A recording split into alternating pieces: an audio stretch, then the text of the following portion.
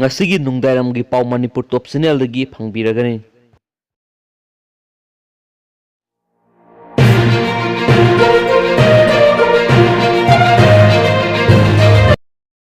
Mizoram gi CM na Hindi khangde hana phongdokhrei Prime Minister amadi atai CM singna ngangnariba amata loksinba ngamde. Ngarang Prime Minister Narendra Modi ge state singi CM ga lockdown gi matangda video conferencing tawba aduda CM singi apamba amadi aningba phongdoknabagi tanja pirabusu Prime Minister amadi CM singna ngangnariba Hindi adu kari hairibano masjid ama phoba khangde haina Mizoram gi CM Zoram Thangana phongdokhrei. Hindi bu mamalon oina sizinariba state singdade awaba leitrabasu awang nokpoki oina di awaba amani lockdown na maram oidana miyamna wanaraba matam asida state kudimakna haujuk pamnaribesi financial support ni center na makhatana lockdown sangdoklabadi state singda sel gi mateng piraknaba hainingba leirabasu CM kharaktamak PM gi wari sanabagi khangatpa maram oibana Kerala gi CM su ngarang gi video conferencing aduda saruk yakide masagi mot phungdokpa phangloidaba leirabadi karigi damak matam manghan gaduino haina Kerala gi CM na makhatana phungdokhi awang nongpoklam gi oinasu state nipan asigi CM amatana PM gi wari sanaba phangkide adubu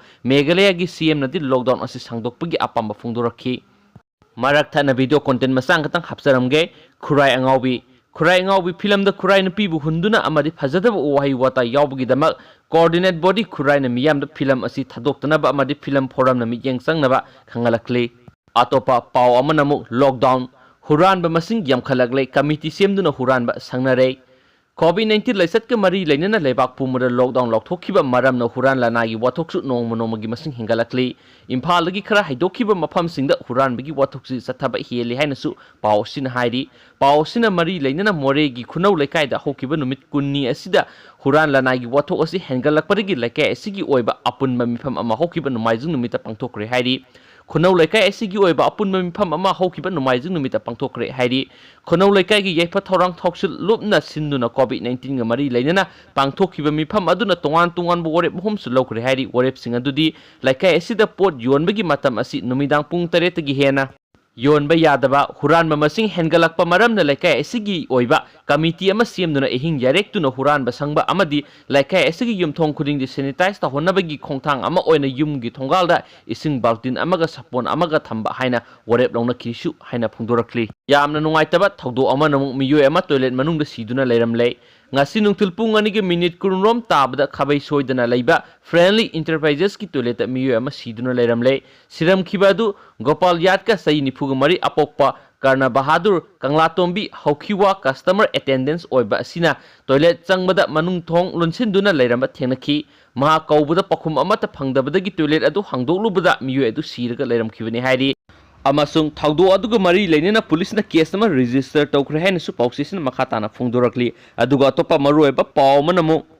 atopa yamna marueba paw manamu mapangi pawda US ta COVID-19 gi case hengalakpadagi China da saukhrei US President Donald Trump na nahona China da asawba phungdokhrei Trump na haibada COVID-19 asi malemda sanduroktriŋai da Beijing da thingamgadabani China na COVID-19 laiset asi karamna handle tawki haibigi serious investigation tawhongani haina Trump na haikrei Hauzik US da COVID-19 dagi sikhiba miyo lising humdrarom suonkhre hairaduna makna Beijing da asawba phungdokhrei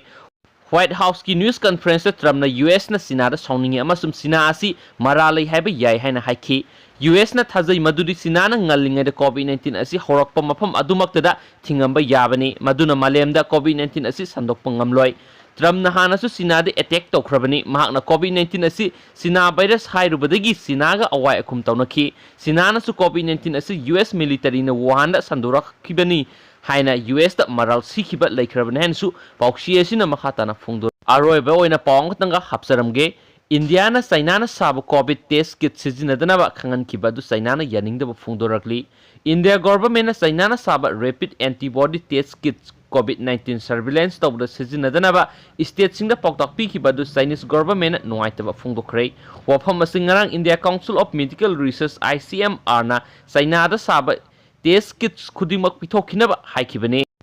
ICMR gi firep asi Chinese test kit sizinaraga tawba test singi result da sauna khenaba leibadagini hairi ICMR na China da saba test ꯀꯤꯠꯁꯤꯡ ꯑꯁꯤ Chinese ꯁꯞꯄ꯭ꯂꯥꯏꯌꯔꯗ ꯑꯃꯨꯛ ꯍꯟꯅ ꯍꯟꯗꯣꯛꯈꯤꯅꯕ ꯈꯪꯍꯟꯈꯤꯕꯅꯤ꯫ ꯋꯥꯐꯝ ꯑꯁꯤꯒꯤ ꯃꯇꯥꯡꯗ ꯗꯤꯜꯂꯤꯗ ꯂꯩꯕ Chinese ꯑꯦꯝꯕꯦꯁꯤꯒꯤ ꯆꯦꯔꯣꯜ ꯑꯃꯅ ꯍꯥꯏꯔꯤꯕꯗꯤ ꯆꯥꯏꯅꯥꯗꯒꯤ ꯑꯦꯛꯁꯄꯣꯔꯠ ꯇꯧꯔꯛꯄ ꯃꯦꯗꯤꯀꯦꯜ ꯄꯣꯠꯂꯝꯁꯤꯡꯒꯤ ꯀ꯭ꯋꯥꯂꯤꯇꯤꯗ ꯆꯤꯡꯅꯅꯤꯡꯉꯥꯏ ꯂꯩꯇꯦ꯫ ICMRꯒꯤ ꯋꯥꯐꯝ ꯑꯗꯨ ꯅꯨꯡꯉꯥꯏꯇꯦ ꯍꯥꯏꯔꯤ꯫ ꯂꯣꯏꯅꯅ ꯏꯟꯗꯤꯌꯥ ꯒꯣꯚꯔꯟꯃꯦꯟꯠꯀꯤ ꯋꯥꯐꯝ ꯑꯗꯨ ꯆꯥꯏꯅꯥ ꯂꯩꯕꯥꯛꯀꯤ ꯑꯣꯏꯅ ꯏꯖꯠ ꯁꯣꯛꯄ ꯑꯃ ꯑꯣꯏꯍꯜꯂꯤ ꯍꯥꯏꯔꯤ꯫ ꯆꯦꯔꯣꯜ ꯑꯁꯤꯅ ꯍꯥꯏꯔꯤꯕꯗꯤ ꯑꯩꯈꯣꯏꯅ ꯄꯥꯝꯖꯕꯗꯤ ꯏꯟꯗꯤꯌꯥꯒꯤ ꯃꯥꯏꯀꯩꯗꯒꯤ ꯋꯥꯐꯝ ꯑꯁꯤꯒꯤ ꯃꯇꯥꯡꯗ ꯆꯥꯏꯅꯥꯒꯤ ꯒꯨꯗꯋꯤꯜ ꯑꯃꯗꯤ ꯁꯦꯅꯤꯌꯔꯤꯇꯤꯕꯨ ꯏꯀꯥꯏ ꯈꯨꯝꯅꯕꯤꯔꯒ ꯃꯇꯥꯡ ꯆꯥꯅ ꯆꯥꯏꯅꯤꯁ ꯀꯝꯄꯅꯤꯁꯤꯡꯒ ꯑꯁꯦꯡꯕ ꯄꯥꯎ ꯐꯥꯎꯗꯣꯛ ꯐꯥꯎꯖꯤꯟ ꯇꯧꯅꯔꯒ ꯋꯥꯔꯣꯏꯁꯤꯟ ꯄꯨꯔꯛꯅꯕ ꯍꯣꯠꯅꯕꯅ ꯐꯒꯅꯤ ꯍꯥꯏꯅ ꯆꯥꯏꯅꯤꯁꯀꯤ ꯄꯔꯁꯟ ꯖꯤꯟ ꯔꯣꯡꯅ ꯍꯥꯏꯈꯤ꯫ ꯍꯧꯖꯤꯛꯀꯤ ꯑꯣꯏꯅ ꯆꯥꯏꯅꯥꯅ COVID-19 ꯂꯥꯏꯆꯠ ꯁꯟꯗꯣꯔꯛꯄꯗ ꯚꯥꯏꯔꯁ ꯑꯁꯤꯗꯒꯤ ꯉꯥꯛꯊꯣꯛꯅꯕ ꯇꯦꯁ ꯀꯤꯠ ꯁꯄ꯭ꯂꯥꯏ ꯑꯁꯤ COVID-19 ꯂꯥꯏꯆꯠꯅ ꯁꯣꯛꯍꯜꯂꯕ ꯃꯥꯂꯦꯝꯒꯤ ꯂꯩꯕꯥꯛ 135ꯗ ꯁꯄ꯭ꯂꯥꯏ ꯇꯧꯔꯤꯕꯅꯤ꯫ ꯏꯟꯗꯤꯌꯥ ꯅꯠꯇꯅ ꯂꯩꯕꯥꯛ ꯑꯃꯠꯇꯗ